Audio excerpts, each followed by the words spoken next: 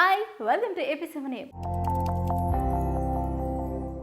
ప్రపంచంలో perfect parents అంటూ ఎవరు ఉండరు. కానీ ఈ టిప్స్ పాటిస్తే మీ పిల్లలను అల్లరికి దూరం చేసి ఒక పద్ధతిగా పెంచొచ్చు. పిల్లలు ఎప్పుడూ విని నేర్చుకోరు, తల్లిదండ్రులు చేసేది చూసి నేర్చుకుంటారు. కాబట్టి వాళ్లకు ఆదర్శంగా నిలబడాలి.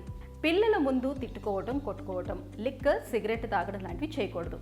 లేకపోతే వాళ్ళు కూడా అలా చేసేందుకు ప్రయత్నిస్తారు. పిల్లలతో ఎప్పుడు నిజాలు మాట్లాడండి, అబద్ధాలు చెప్పకూడదని పిల్లలకు నేర్పించండి.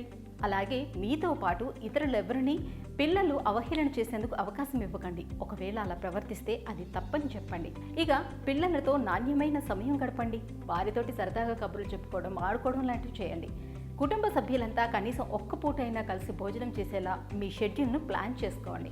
నెక్స్ట్, పిల్లల్లో ధైర్యం నింపండి. ఇతరులతో సూటిగా కళ్ళల్లోకి చూసి మాట్లాడాలని చెప్పండి. వారిని భయపెట్టేందుకు దొంగోడు, బూచోడు, దెయ్యం లాంటి మాటలు మాట్లాడకండి. ఇవి వారిలో భయాన్ని పెంచుతాయి. పిల్లలకు విలువలు, ఆదర్శాలు, తానుగుణాలు, నీతి కథలు, దేశభక్తి గురించి చెప్పాలి.